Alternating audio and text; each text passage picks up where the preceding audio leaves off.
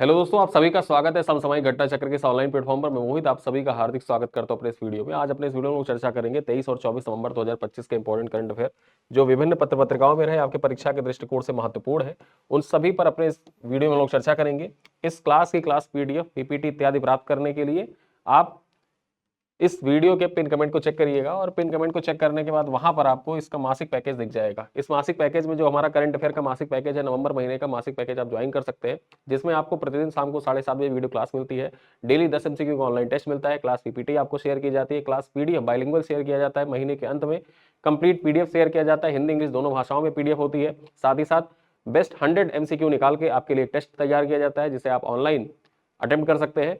साथ ही साथ UP special और बिहार स्पेशल की जो महत्वपूर्ण कक्षाएं हैं वो भी होती हैं यहाँ पर, उसकी पीडीएफ भी आपको प्रोवाइड किया जाता है। ठीक है, बिहार स्पेशल जो हमारा बचा हुआ है महीने का करंट अफेयर, मासिक करंट अफेयर सितंबर, अक्टूबर और नवंबर महीने का, उसको भी कंप्लीट कर दिया जाएगा इसी महीने के अंत तक। देखा जाए उसको कंप्लीट कर दिया जाएगा अगले 2 से 3 दिन में। तो आज अपने इस वीडियो में हम लोग 23 और 24 नवंबर के महत्वपूर्ण करंट अफेयर देखते हैं, जो आपके आगामी परीक्षाओं के लिए बहुत महत्वपूर्ण है। यूपी पीसीएस हो, बीपीएससी अल्टीग्रेड परीक्षा, यूपीएसआई, यूपीएससी, किसी भी परीक्षा में आप जा रहे हैं, बैठने जा रहे हैं, तो उन परीक्षाओं के दृष्टिकोण से जितने भी इंपॉर्टेंट पॉइंट्स हैं, फैक्ट्स हैं, उनको स्टूडेंट फ्रेंडली बनाकर आपके समक्ष प्रस्तुत किया जाता है। चलिए यहां पर चर्चा करते हैं। सबसे पहली खबर है इंडिया ओपन स्क्वैश 2025 के बारे में। ठीक है, इंडिया ओपन स्क्वैश 2025 के बारे में चर्चा करते हैं। देखा जाए क्या खबर है। इंदौर के डेली कॉलेज में आयोजित इंडिया ओपन स्क्वैश 2025 में शीर्ष वरीयता प्राप्त भारतीय खिलाड़ी जो है अनाहत सिंह, ठीक है, अनाहत सिंह ने खिताब जीत लिया है। आपकी परीक्षा के लिए इंपॉर्टेंट क्या हो जाता है कि इंडिया ओपन स्क्वैश 2025 का खिताब किसने जीता है, तो अनाहत सिंह ने जीता है। ठीक है, ये पॉइंट आपको याद रखना है, किसने जीता है, अनाहत सिंह ने जीता है। कहां पर इसका आयोजन किया गया था, इंदौर में इसका आयोजन किया गया था। ठीक है, यहां पर देखा जाए फाइनल में उन्होंने अनुभवी भारतीय खिलाड़ी ज्योत्सना चिनप्पा को हराकर महिला वर्ग में विजेता का बनने का गौरव हासिल किया। तो किसको पराजित किया था, ज्योत्सना चिनप्पा को पराजित किया था, और इसी के साथ ये बन गई क्या, इंडियन ओपन स्क्वैश चैंपियन। चलिए आगे देखते हैं, अगला पॉइंट क्या है, कमिटमेंट टू डेवलपमेंट इंडेक्स 2025। ठीक है, कमिटमेंट टू डेवलपमेंट इंडेक्स 2025 के बारे में चर्चा करते हैं। बहुत महत्वपूर्ण इंडेक्स है ये, चर्चा कर लेते हैं क्या खबर है। कमिटमेंट टू डेवलपमेंट इंडेक्स 2025 में स्वीडन लगातार दूसरी बार दुनिया में सबसे विकास समर्थक देश बना है। ठीक है, यहां पर जो स्वीडन है, ठीक है, ये दुनिया का सबसे विकास समर्थक देश बन के उभरा है। दूसरी बार है ये रिपोर्ट जारी की जा रही है। देखा जाए तो इस रिपोर्ट में लगातार दूसरी बार स्वीडन जो है दुनिया का दूसरा सबसे विकसित, मतलब पहला सबसे विकसित या विकास समर्थक देश बनकर उभरा है। जबकि दूसरा स्थान किसका है, जर्मनी का है। तीसरे स्थान पर देखा जाए तो नॉर्वे है, चौथे पे फिनलैंड और पांचवे पे यूनाइटेड किंगडम है। तो यानी कि यहां पर आपको रैंक पता चल जा रही है, पहले पे कौन है, दूसरे पे कौन है, तीसरे पे कौन है, चौथे पे कौन है और पांचवे पे कौन है। ठीक, तो पहले पे आपको याद रखना है कि कमिटमेंट टू डेवलपमेंट इंडेक्स 2025 में शीर्ष स्थान किसको प्राप्त हुआ, शीर्ष स्थान स्वीडन को प्राप्त हुआ है। और ये सूचकांक देखा जाए, ये सूचकांक वाशिंगटन डीसी और लंदन स्थित एक थिंक टैंक है, सेंटर फॉर ग्लोबल डेवलपमेंट। ठीक है, सेंटर फॉर ग्लोबल डेवलपमेंट ये थिंक टैंक है। इसी थिंक टैंक के द्वारा देखा जाए तो ये कमिटमेंट टू डेवलपमेंट इंडेक्स जारी किया जाता है। परीक्षा के दृष्टिकोण से जब भी आप कोई रिपोर्ट इंडेक्स याद कर रहे हो तो उस रिपोर्ट इंडेक्स को कैसे याद कर रहा है, 2-3 चीजें आपको याद रखनी है। सबसे पहले तो ये इंडेक्स किसके द्वारा निकाला जाता है। ठीक है, कोई सूचकांक है तो कौन प्रकाशित करता है, किसके द्वारा निकाला जाता है, ये आपको याद रखना है। शीर्ष स्थान किसका है, शीर्ष पे कौन है, ठीक है, और भारत का स्थान कौन सा है, भारत का स्थान कौन सा है। ये 3 पॉइंट आपको रिपोर्ट इंडेक्स में याद रखना होता है। और इन्हीं तीन पॉइंट जो है, इन्हीं 3 पॉइंट से आपके परीक्षाओं में सवाल पूछे भी जाते हैं। ठीक है, तो आपको याद रखना है जो कमिटमेंट टू डेवलपमेंट इंडेक्स है, इसमें स्टूडेंट टॉप पर रहा। ये रिपोर्ट जो निकाली जाती है, ये वॉशिंगटन डीसी और लंदन स्थित थिंक टैंक है, जिसका नाम है सेंटर फॉर ग्लोबल डेवलपमेंट, इसी के द्वारा जारी किया जाता है। और भारत की बात कर ले तो भारत समग्र रैंकिंग जो जारी की गई उसमें किस स्थान पर रहा, 36वें स्थान पर रहा। भारत की रैंक क्या थी, 36वीं थी। वहीं पर आय समायोजित रैंकिंग में देखा जाए तो भारत 29वें स्थान पर रहा। ठीक है, पर्यावरण श्रेणी में भारत ने बेहतर प्रदर्शन करते हुए प्रति व्यक्ति कम उत्सर्जन के कारण 8वां स्थान हासिल किया है। तो यहां पर देखा जाए अलग अलग रैंकिंग भी जारी की गई, जिसमें समग्र रैंकिंग आपको याद रखना है कि समग्र रैंकिंग में भारत का स्थान क्या रहा। और आप चाहें तो पर्यावरण वाला पॉइंट याद रख सकते हैं कि पर्यावरण जो ये रिपोर्ट जारी की गई है कमिटमेंट टू डेवलपमेंट इंडेक्स, इसमें जो पर्यावरण श्रेणी था उसमें भारत का स्थान क्या था, 8वां स्थान था। ठीक, चलिए आगे देखते हैं। डेविस कप टेनिस टूर्नामेंट 2025 के बारे में चर्चा करते हैं। महत्वपूर्ण हो जाता है, इंपॉर्टेंट है आपकी परीक्षा के लिए। प्रीवियस ईयर क्वेश्चन पेपर में सवाल यहां से आया हुआ है, एग्जाम के दृष्टिकोण से महत्वपूर्ण पॉइंट्स निकलेंगे यहां से, जो आपके परीक्षा में डायरेक्टली पूछे भी जा सकते हैं। इटली ने 2025 में डेविस कप टेनिस टूर्नामेंट जीतकर इतिहास रच दिया है। ठीक है, यहां पर देखा जाए बोलो गन्ना इटली में खेले गए फाइनल में इटली ने स्पेन को 2-0 से हराकर अपना चौथा डेविस कप का खिताब जीता है। ठीक, चौथा डेविस कप का खिताब जीता है। इंपॉर्टेंट हो जाता है कि फाइनल में किसको पराजित किया, तो फाइनल में इटली ने स्पेन को पराजित किया था। ये पॉइंट आपको याद रखना है, इटली ने स्पेन को पराजित किया था। डेविस कप का आयोजन कहां किया गया था, फाइनल जो हुआ था कहां पर खेला गया था, इटली में ही खेला गया था। और डेविस कप कितनी बार जीत चुका है, तो चौथी बार यहां पर डेविस कप इटली ने जीता है। इसके साथ ही इटली अमेरिका के बाद, यानी कि अमेरिका ने देखा जाए तो 1968 और 1972 में लगातार 2 बार जीता था। ठीक, लगातार 2 बार अमेरिका ने जीता है और उसके बाद लगातार 3 बार डेविस कप जीतने वाला पहला देश कौन बन गया है, स्पेन, सॉरी यहां पे इटली बन गया है। ठीक है, इटली जो है लगातार 3 बार लगातार जीता है ये। इसके पहले देखा जाए जो पहले दोनों डेविस कप हुए थे वो इटली ने ही जीता था। चलिए आगे देखते हैं, महिला कबड्डी विश्व कप 2025 के बारे में चर्चा करते हैं। जो महिला कबड्डी विश्व कप है 2025, इसका आयोजन कहां पर किया गया, विजेता कौन सी टीम रही, यहां पर चर्चा करते हैं। देखा जाए तो भारतीय महिला कबड्डी टीम ने ढाका बांग्लादेश में आयोजित महिला कबड्डी विश्व कप 2025 में लगातार दूसरी बार खिताब जीता है। ठीक है, लास्ट बार भी जो महिला कबड्डी विश्व कप का खिताब था वो किसने जीता था, भारतीय महिला टीम ने जीता था। और इस बार भी भारतीय महिला टीम जो थी उसी के द्वारा जो महिला कबड्डी विश्व कप का आयोजन किया जा रहा था, कहां पर, बांग्लादेश के ढाका में, बांग्लादेश की राजधानी है ढाका, और वही ढाका में इसका आयोजन किया जा रहा था और उसको भारतीय महिला टीम ने जीत लिया है। ठीक है, जो लगातार दूसरी बार खिताब था इनका।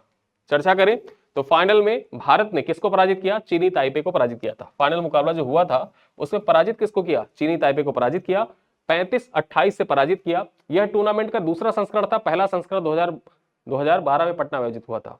ठीक है, आगे चर्चा करें, यहां पर देखा जाए भारत पूरे टूर्नामेंट में अजेय रहा और शानदार प्रदर्शन करते हुए चैंपियन बना।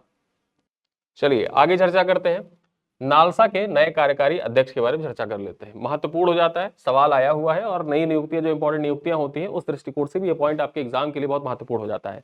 ठीक है, तो यहां पर जो जस्टिस विक्रमनाथ है, जस्टिस विक्रमनाथ जो सुप्रीम कोर्ट के वरिष्ठ न्यायाधीश हैं, इनको राष्ट्रीय विधिक सेवा प्राधिकरण जो नालसा है, ठीक है, नालसा, इसका नया एग्जीक्यूटिव चेयरपर्सन बनाया गया है, नया कार्यकारी अध्यक्ष इनको नियुक्त किया गया है। तो आपको याद रखना है कि नालसा के नए कार्यकारी अध्यक्ष कौन बने हैं, जस्टिस विक्रमनाथ बने हैं। ठीक है, यहां पर चर्चा करें तो यह नियुक्ति राष्ट्रपति द्रौपदी मुर्मू द्वारा विधिक सेवा प्राधिकरण अधिनियम 1987 के तहत की गई है और 24 नवंबर 2025 से प्रभावी है। ठीक है, ये याद रखना है आपको कि राष्ट्रीय जो विधिक सेवा प्राधिकरण अधिनियम था ये कब पारित हुआ था, ये 1987 में पारित हुआ था। और इसी अधिनियम के तहत देखा जाए, इसी अधिनियम में कहा गया है कि नालसा का एक अध्यक्ष होगा और वो अध्यक्ष का पद अब कौन संभाल रहे हैं, जस्टिस विक्रमनाथ संभाल रहे हैं। इनसे पूर्व कौन संभाल रहा था, तो जस्टिस सूर्यकांत संभाल रहे थे, जो अब देखा जाए 53वें मुख्य न्यायाधीश भारत के बन गए हैं। ठीक है, और यहां पर देखा जाए इनकी नियुक्ति जो हुई है जस्टिस विक्रमनाथ की, कब हुई है, 24 नवंबर 2025 को प्रभावी हुई है।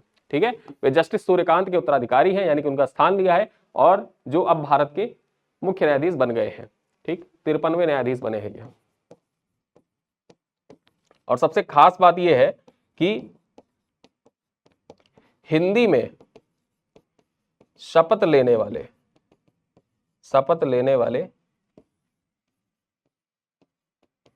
पहले न्यायाधीश, परीक्षा में आपसे पूछा जाए कि भारत के इतिहास में हिंदी में शपथ लेने वाले पहले मुख्य न्यायाधीश कौन बने हैं, तो हिंदी में शपथ लेने वाले पहले मुख्य न्यायाधीश बने जस्टिस सूर्यकांत। ठीक है, ये पहले नालसा के देखा जाए चेयरपर्सन थे, नालसा के मतलब चेयरमैन थे, और अब ये 53वें मुख्य न्यायाधीश बने हैं जिन्होंने हिंदी में शपथ लिया है। चलिए आगे चढ़ते हैं, अगली खबर क्या है, भारत व्यापार संवर्धन संगठन के नए चेयरमैन के बारे में चर्चा करें। यहां पर देखा जाए जो जावेद अशरफ है, 1991 बैच के पूर्व IFS ऑफिसर हैं, उनको भारत व्यापार संवर्धन संगठन, ठीक है, जो ITPO है, ठीक, इंडियन ट्रेड प्रमोशन ऑर्गेनाइजेशन, उसका नया चेयरमैन नियुक्त किया गया। परीक्षा के दृष्टिकोण से इंपॉर्टेंट हो जाता है, अंतरराष्ट्रीय और राष्ट्रीय नियुक्तियां जो होती हैं तो नियुक्तियों के संदर्भ में ये पॉइंट इंपॉर्टेंट हो जाता है, एग्जाम में आपसे डायरेक्टली पूछ सकता है। ठीक, तो यहां पर जो भी कंटेंट आपको प्रोवाइड किया जाता है, कंटेंट एग्जाम फ्रेंडली आपको प्रोवाइड किया जाता है, और जैसे पढ़ने वाली जो लय होती है ना, उसी पढ़ने वाले लय में आपको प्रोवाइड किया जाता है। ठीक है, ताकि आप बाद में रिवाइज करें, PDF से रिवाइज करें या PPT से रिवाइज करें तो सारी चीजें आपको आत्मसात हो जाए और एक ही स्लाइड में सारी चीजें आपको मिल भी जाए। ठीक, वरना स्लाइड बढ़ाने को तो मैं बढ़ा सकता हूं कि 1991 बैच के IFS ऑफिसर, फिर भारतीय व्यापार संवर्धन संगठन के नए अध्यक्ष, ऐसे पॉइंट्स में लिखना, तो पॉइंट्स में लिखने से अच्छा है कि उसको रिटन फॉर्मेट में लिखा जाए, जो आपके लिए सुग्राही भी है और पढ़ने में आपको याद भी रहेगा ज्यादा समय तक। ठीक है, तो याद रखिएगा, जावेद अशरफ 1991 बैच के पूर्व भारतीय विदेश सेवा के अधिकारी हैं, जो भारत व्यापार संवर्धन संगठन के नए चेयरमैन इनको नियुक्त किया गया है। उनकी नियुक्ति मंत्रिमंडल की नियुक्ति समिति जो है उसके द्वारा की गई है, जिससे वे अब देश के अंतरराष्ट्रीय व्यापार मेलों और प्रदर्शनियों से जुड़ी गतिविधियों की शीर्ष जिम्मेदार अधिकारी होंगे। ठीक है, चलिए आगे चर्चा करते हैं। इंडोनेशिया पोलियो मुक्त घोषित हो गया है। ठीक है, इंडोनेशिया को WHO के द्वारा पोलियो मुक्त घोषित कर दिया गया, महत्वपूर्ण हो जाता है आपके परीक्षा के लिए। यहां पर चर्चा करें तो विश्व स्वास्थ्य संगठन ने इंडोनेशिया को पोलियो वायरस टाइप 2 के प्रकोप से पूरी तरह से मुक्त घोषित कर दिया है। इससे देश को पोलियो उन्मूलन की दिशा में बड़ी सफलता मिली है और सार्वजनिक स्वास्थ्य प्रणाली मजबूत होने की पुष्टि भी होती है इसके द्वारा। ठीक है, चलिए आगे चर्चा करते हैं। यहां पर देखें, Australia Canada India technology and innovation त्रिपक्षीय साझेदारी ट्रायलेटरल पार्टनरशिप के बारे में चर्चा करें। ठीक है, जोहान्सबर्ग में आयोजित G20 शिखर सम्मेलन के दौरान भारत, ऑस्ट्रेलिया और कनाडा ने मिलकर एक नया त्रिपक्षीय Australia Canada India technology innovation साझेदारी स्टार्ट की है। महत्वपूर्ण इसलिए हो जाता है कि यहां पर बेसिकली जो ये टेक्नोलॉजी इनोवेशन साझेदारी की गई है, इसके पीछे का मुख्य उद्देश्य यह है कि जो AI का बढ़ता उपयोग है, अब AI का बढ़ता उपयोग देखा जाए दिन प्रतिदिन बढ़ता जा रहा है। आप अपने दैनिक दिनचर्या में भी AI का भरपूर इस्तेमाल करते हैं, लेकिन देशों के आगे देशों के समक्ष जो विभिन्न देश हैं, विभिन्न राष्ट्र हैं, उनके समक्ष एक महत्वपूर्ण चुनौती ये उभर के आ रही है कि AI का इस्तेमाल जैसे निर्माण के कार्यों में किया जा रहा है, वैसे ही विनाश के कार्यों में भी जो आतंकवाद या अन्य ऐसी राष्ट्र विरोधी गतिविधियों में संलिप्त लोग हैं, वो भी तो AI का इस्तेमाल कर सकते हैं। तो ऐसी गतिविधियों में जो संलिप्त व्यक्ति हैं या आतंकवाद में जो संलिप्त व्यक्ति हैं, वो AI का दुरुपयोग न कर पाए, इसके लिए बेसिकली तीनों देश मिलकर एक साझेदारी कर रहे हैं। और उस साझेदारी को क्या कहा जा रहा है? उसी साझेदारी को कहा जा रहा है Australia Canada India technology and innovation साझेदारी या पार्टनरशिप। ठीक है, महत्वपूर्ण हो जाता है आपके परीक्षा के लिए। ये G20 शिखर सम्मेलन इस बार कहां पर आयोजित किया गया था? तो ये आयोजित किया गया था कहां पर? जोहान्सबर्ग, दक्षिण अफ्रीका में। ठीक है, अफ्रीका में इसका आयोजन किया गया था। और 2026 में यह कहां पर होगा? 2026 में कहां पर होगा? ये USA में होगा। ये USA में होगा। और जो G20 है, ठीक है, G20 में देखा जाए तो कितने मेंबर्स शामिल है? तो यहां पर 19 देश, ठीक है, और प्लस एक यूरोपियन यूनियन और साथ ही साथ अफ्रीकन यूनियन। ठीक है, यूरोपियन यूनियन और अफ्रीकन यूनियन, यानी कि देखा जाए तो 19 देश और 2 समूह या 2 संगठन यहां पर सम्मिलित हैं G20 में। चलिए आगे देखते हैं। प्रधानमंत्री नरेंद्र मोदी, ऑस्ट्रेलियाई प्रधानमंत्री एंथनी एल्बनीज और कनाडाई PM है मार्क कार्नी, इनके द्वारा घोषित इस साझेदारी का उद्देश्य क्या है? स्वच्छ ऊर्जा, कृत्रिम बुद्धिमत्ता और वैश्विक आपूर्ति श्रृंखला को मजबूत करने के लिए तीनों देशों के बीच तकनीकी एवं नवाचार सहयोग को आगे बढ़ाना। ठीक है, तो ये जो समझौता ज्ञापन किया गया है, उस समझौते ज्ञापन के पीछे जो उद्देश्य बताया गया है, ये उद्देश्य है, लेकिन मुख्य उद्देश्य जो था वो मैंने आपको बता दिया। ठीक है, मुख्य उद्देश्य क्या था वो भी मैंने आपको बता दिया। चलिए आगे देखते हैं। G20 शिखर सम्मेलन, भारत की 6 नई पहल यहां पर देख लेते हैं। भारत के द्वारा कुछ पहल सुझाई गई है, उन पहल के बारे में चर्चा करते हैं। चर्चा करें तो जोहान्सबर्ग में आयोजित G20 शिखर सम्मेलन के उद्घाटन सत्र में प्रधानमंत्री नरेंद्र मोदी ने वैश्विक विकास के लिए 6 नई पहल प्रस्तावित की है। यहां पर चर्चा करें, इनमें एक वैश्विक पारंपरिक ज्ञान भंडार बनाना, अफ्रीका के लिए बड़े पैमाने पर कौशल प्रशिक्षण कार्यक्रम शुरू करना, दूसरी पहल। तीसरा है आपातकालीन परिस्थितियों में काम आने वाली G20 health care response team को बनाना। चौथा है ड्रग टेरर नेटवर्क के खिलाफ संयुक्त कार्रवाई करना। पांचवा है महत्वपूर्ण खनिजों जो क्रिटिकल मिनरल्स हैं, इनके पुनर्चक्रण व अर्बन माइनिंग को बढ़ावा देना। और छठे नंबर पर देखा जाए तो ग्लोबल साउथ के लिए कृषि और आपदा प्रबंधन में उपग्रह डेटा साझा करने के लिए साझेदारी को बढ़ाना। तो ये 6 महत्वपूर्ण पहल की घोषणा भारत सरकार के द्वारा की गई या प्रधानमंत्री नरेंद्र मोदी के द्वारा इस पहल का प्रस्ताव रखा गया। ठीक है, ये 6 पहले प्रस्तावित है और इन 6 पहल को आपको याद रखना होगा। आपके मुख्य परीक्षा के दृष्टिकोण से भी इंपॉर्टेंट हो जाता है। मुख्य परीक्षा में जब भी जो वैश्विक विकास में भारत की भूमिका, ठीक है, वैश्विक विकास में भारत की भूमिका या ग्लोबल साउथ के विकास में भारत की भूमिका, एक सेकेंड,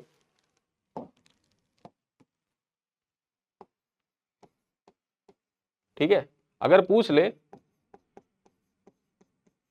ग्लोबल साउथ में, साउथ के विकास में, साउथ के विकास में भारत की भूमिका। अब ग्लोबल साउथ के विकास में भारत की भूमिका, तो वहां पर ग्लोबल साउथ में देखा जाए तो भारत एक मुख्य कंट्री है ही, और साथ ही साथ ये जो G20 में पॉइंट्स भारत के द्वारा सुझाए गए हैं, इन पॉइंट्स को आप डायरेक्टली जो वैश्विक दक्षिण है, वैश्विक दक्षिण से लिंक करके इसको रिलेट करके आप सीधे सीधे वहां पर मेंशन कर दीजिए। 6 पॉइंट को आप 6 डॉट डॉट बना के, मतलब बुलेट्स बना के 6 बुलेट बनाइएगा और 6 पॉइंट के बारे में लिख दीजिएगा। यही आपकी मेन बॉडी हो जाएगी। चाहे आप इसको डिस्क्राइब करना चाहे डिस्क्राइब कर दें, या जैसे भी आपको यहाँ पर इसको इंडिकेट करना हो आप इंडिकेट कर सकते हैं ये 6 पॉइंट को। ठीक है, वैश्विक दक्षिण से जोड़कर इस 6 पॉइंट को आपको बता देना है। चलिए आगे चर्चा करते हैं। देखा जाए तो ये 6 पहल वैश्विक सहयोग, कौशल विकास, स्वास्थ्य सुरक्षा, सतत संसाधन प्रबंधन को मजबूत बनाने की दिशा में भारत की बड़ी पहल मानी जा रही है।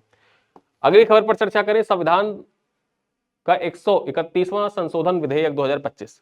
ठीक है, संविधान 131वां संशोधन विधेयक 2025 के बारे में चर्चा करें। यहां पर देखा जाए तो संविधान 131वां संशोधन विधेयक 2025 का उद्देश्य चंडीगढ़ केंद्र शासित प्रदेश को अनुच्छेद 240 के दायरे में शामिल करना है, ताकि राष्ट्रपति को उसके लिए शांति, प्रगति और सुशासन संबंधी नियम बनाने की शक्ति मिल सके।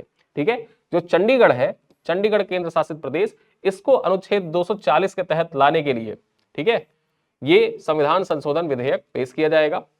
131वां संविधान संशोधन विधेयक परीक्षा में पूछ सकता है, और सवाल पूछा भी है आपसे। पीवाईक्यू में जो संविधान संशोधन होते हैं उनसे संबंधित सवाल डायरेक्टली पूछा है कि इसका संबंध किससे है। तो उसी प्रकार से याद रखना है कि जो 131वां संविधान संशोधन विधेयक है जो पेश किया जाएगा, इसका संबंध किससे है। तो यहाँ पर जो चंडीगढ़ केंद्र शासित प्रदेश है, इसको अनुच्छेद 240 के तहत लाने के लिए यह संविधान संशोधन विधेयक पेश किया जाता है, ताकि राष्ट्रपति को उसके लिए शांति, प्रगति और सुशासन संबंधी नियम बनाने की शक्ति मिल सके। यहां पर देखा जाए, अभी चंडीगढ़ का प्रशासन पंजाब के राज्यपाल द्वारा देखा जाता है, पर इस संशोधन से भविष्य में चंडीगढ़ के लिए एक स्वतंत्र प्रशासक नियुक्त किए जाने का रास्ता खुल जाएगा। ठीक है, स्वतंत्र प्रशासक नियुक्त किया जा सकेगा। यह व्यवस्था अन्य केंद्र शासित प्रदेशों जैसे अंडमान निकोबार, लक्षद्वीप, दादर नगर हवेली, दमन दीव के समान होगी। ठीक है, चर्चा करें आगे। देखा जाए तो यह विधेयक संसद के शीतकालीन सत्र जो 1 से लेकर 19 दिसंबर 2025 तक चलेगा, उसी में प्रस्तुत किया जाएगा। ठीक है, उसी में प्रस्तुत किया जाएगा। तो ये पॉइंट आपको याद रखना है। चलिए आगे देखते हैं काशी तमिल संगम 4.0 के बारे में। जो काशी तमिल संगमम 4.0 है, इसके बारे में चर्चा करें यहाँ पर। तो काशी तमिल संगमम 4.0 का आयोजन 2 दिसंबर 2025 से शुरू होगा। ठीक है, शुरू होगा। यह आयोजन शिक्षा मंत्रालय द्वारा संचालित और IIT मद्रास, BHU वाराणसी इसके प्रमुख समन्वयक हैं। ठीक है, इस वर्ष की थीम क्या है? लर्न तमिल करकालम। ठीक है, लर्न तमिल करकालम इसका मुख्य विषय है, थीम है, जिसका उद्देश्य तमिल भाषा की संस्कृति के अध्ययन और संरक्षण को बढ़ावा देना है। यह कार्यक्रम एक भारत श्रेष्ठ भारत की भावना को मजबूत करता है तथा तमिल और काशी यानी तमिलनाडु और काशी उत्तर प्रदेश की सांस्कृतिक, शैक्षिक और सामाजिक संबंधों को गहरा बनाने पर केंद्रित भी है। ठीक है, तो काशी तमिल संगमम देखा जाए, अगर परीक्षा में, मुख्य परीक्षा में ऐसा प्रश्न आपसे पूछ लिया जाता है, उत्तर दक्षिण के एकीकरण का वर्तमान परिदृश्य। ठीक, उत्तर दक्षिण के एकीकरण का वर्तमान परिदृश्य, या ऐसा कोई सवाल आता है जिसमें नॉर्थ और साउथ की एकजुटता की बात की जा रही हो, तो वहां पर आप काशी तमिल संगमम को जरूर मेंशन करेंगे। ठीक है, ये आपका वैल्यू एडेड मटेरियल की तरह होगा। चलिए आगे देखते हैं, ब्लाइंड महिला T20 वर्ल्ड कप 2025 के बारे में चर्चा करें। यहां पर देखा जाए तो भारतीय महिला ब्लाइंड क्रिकेट टीम ने कोलंबो, श्रीलंका में आयोजित ब्लाइंड महिला T20 वर्ल्ड कप 2025 के फाइनल में नेपाल को 7 विकेट से हराकर ऐतिहासिक जीत हासिल की है। ठीक है, यहां पर इंपॉर्टेंट आपके लिए हो जाता है कि भारतीय महिला ब्लाइंड क्रिकेट टीम ने किसको पराजित किया है फाइनल में? तो नेपाल को पराजित किया है। और ये जो भारतीय महिला ब्लाइंड क्रिकेट टीम या ब्लाइंड महिला T20 वर्ल्ड कप का आयोजन कहां पर किया जा रहा था? तो इसका आयोजन कोलंबो, श्रीलंका में किया गया था। ठीक है, कोलंबो, श्रीलंका में इसका आयोजन किया गया था, जहां पर भारतीय टीम ने नेपाल को 7 विकेट से पराजित कर फाइनल मुकाबला जीत लिया। फाइनल मुकाबला 23 नवंबर 2025 को पी सारा ओवल स्टेडियम में खेला गया था। भारत की फूला सोरेन ने 27 गेंदों में 44 रनों की शानदार पारी खेलकर प्लेयर ऑफ द मैच के लिए इनको चुना गया। जबकि टीम की कप्तान कौन थी? टीम की कप्तान थी दीपिका TC। ठीक है, ये याद रखना है, दीपिका TC जो है वो भारतीय महिला टीम की कप्तान थी। इस टूर्नामेंट में कुल 6 देशों ने पार्टिसिपेट किया था, जिसमें भारत, नेपाल, पाकिस्तान, श्रीलंका, ऑस्ट्रेलिया और अमेरिका ने पार्टिसिपेट किया था। ठीक है, तो ये पॉइंट याद रखना है, टोटल कितने देशों ने पार्टिसिपेट किया? 6 देश, भारत, नेपाल, पाकिस्तान, श्रीलंका, ऑस्ट्रेलिया और अमेरिका। ठीक है, तो ये पॉइंट याद रखना है। और देखा जाए तो भारतीय महिला टीम ने भी खिताब जीता। उसके बाद जो ब्लाइंड महिला क्रिकेट टीम है उन्होंने भी खिताब जीता। और महिला कबड्डी विश्व कप, यानी कि देखा जाए तो हमारी जो महिला टीम है वो भी बढ़ चढ़ के पार्टिसिपेट कर रही हैं और विजय श्री का परचम लहरा रही हैं चारों दिशाओं में। चलिए ऑपरेशन दृष्टि के बारे में चर्चा करते हैं। क्या है ऑपरेशन दृष्टि? यहां पर देखा जाए ऑपरेशन दृष्टि भारतीय सेना के द्वारा आयोजित एक उन्नत नेत्र चिकित्सा शिविर है जो 18 से 22 नवंबर 2025 तक जम्मू कश्मीर के उधमपुर स्थित कमांड अस्पताल उत्तरी कमान में आयोजित हुआ। ठीक है, तो ये जो ऑपरेशन दृष्टि है ये भारतीय सेना के द्वारा आयोजित किया गया था और ये नेत्र चिकित्सा शिविर था। ये पॉइंट याद रखना है, ऑपरेशन दृष्टि भारतीय सेना के द्वारा आयोजित किया गया। दूसरा लिख सकते हैं, मतलब अगर जो पूछना होगा तो क्या पूछेगा, भारतीय सेना द्वारा, जैसे कथन कारण में पूछ लिया ना, तो भारतीय सेना द्वारा चलाया गया ऑपरेशन, ठीक, ऑपरेशन, और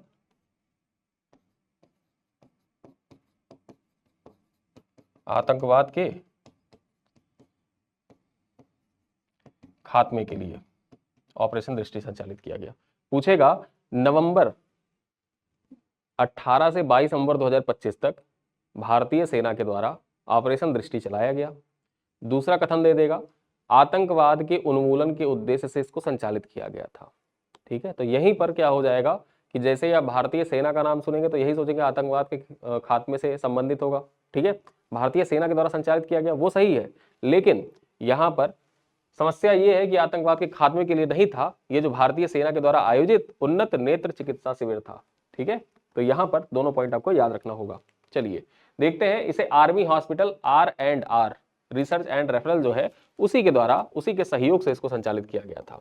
ठीक है, इस शिविर का उद्देश्य सैनिकों, उनके परिवारों और स्थानीय लोगों को उन्नत नेत्र जांच एवं विशेषज्ञ उपचार उपलब्ध कराना था। तो उद्देश्य आपको पता चल गया, किस उद्देश्य से इसको संचालित किया गया था।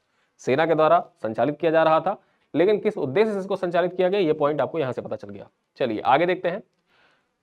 सॉरी ये थोड़ा सा मिक्स हो गया है, लेकिन आप इसको मैं आपको पढ़ के बता देता हूं। राज्य लोक सेवा आयोग की राष्ट्रीय सम्मेलन 2025। अब ये जो राज्य लोक सेवा आयोग का राष्ट्रीय सम्मेलन 2025 है, इसके बारे में चर्चा करें तो राज्य लोक सेवा आयोगों का राष्ट्रीय सम्मेलन 2025 तेलंगाना राज्य लोक सेवा आयोग द्वारा 19 से 20 दिसंबर को आयोजित किया गया, जिसमें सभी राज्यों के लोक सेवा आयोग के अध्यक्ष सम्मिलित हुए थे।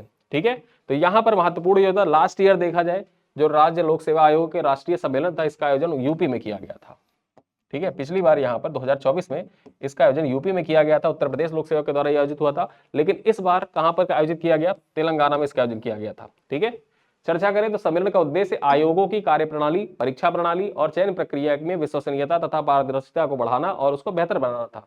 इस ऐतिहासिक पृष्ठभूमि मॉन्टेग्यू चेम्सफोर्ड रिपोर्ट जो 1918 से जुड़ी हुई थी, जिसके आधार पर 1926 में पहला केंद्रीय लोक सेवा आयोग बना था। बाद में 1935 में भारत सरकार अधिनियम के तहत राज्य लोक सेवा आयोग अस्तित्व में आया था।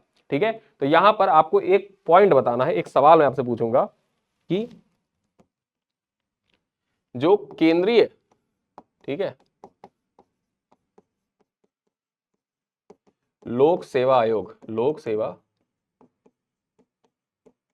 आयोग के गठन का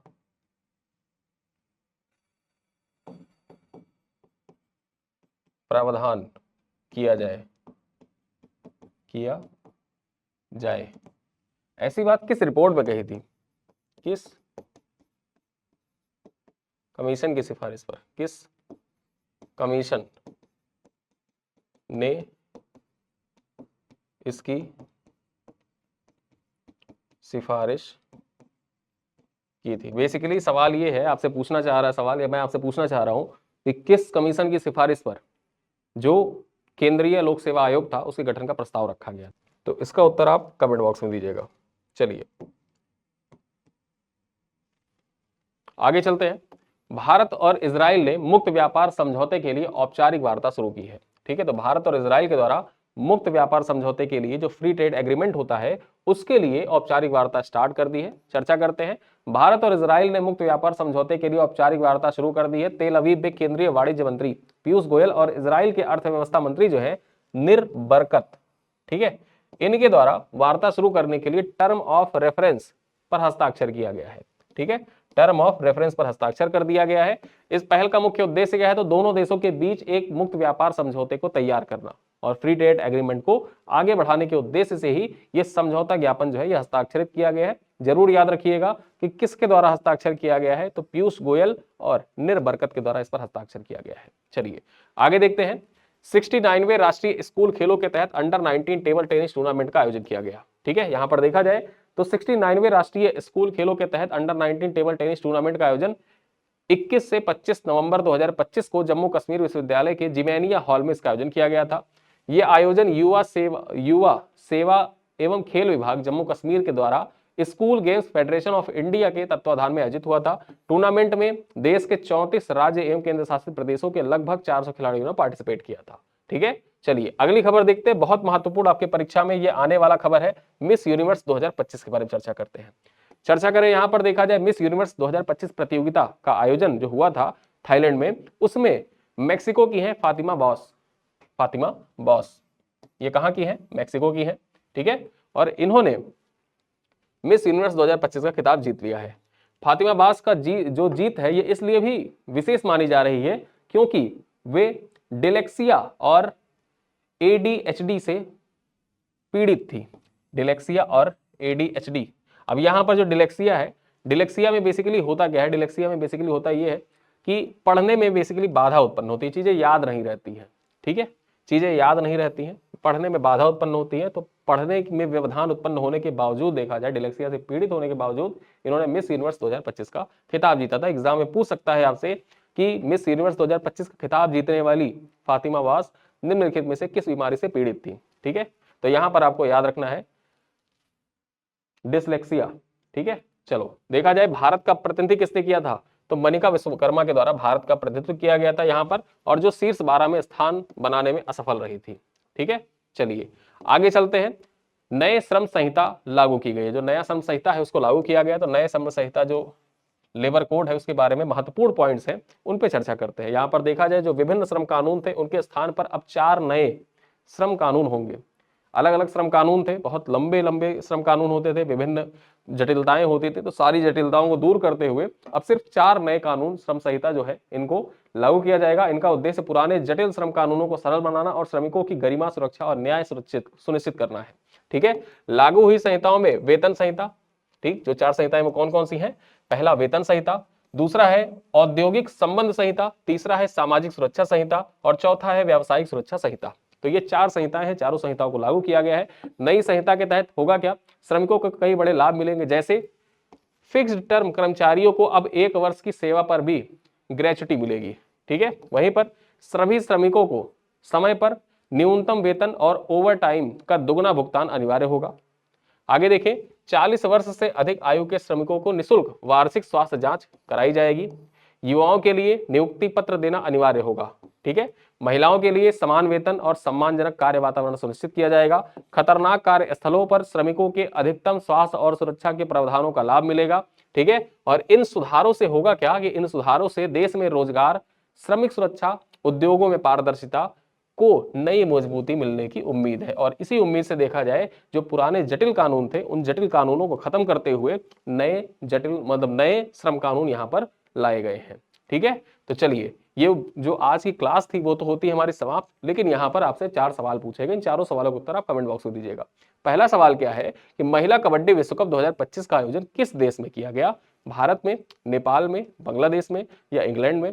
दूसरा सवाल क्या है, भारत व्यापार संवर्धन संगठन के नए चेयरमैन कौन बने हैं, तरुण बजाज, संजय वर्मा, जावेद अशरफ या विनय मोहन क्वात्रा।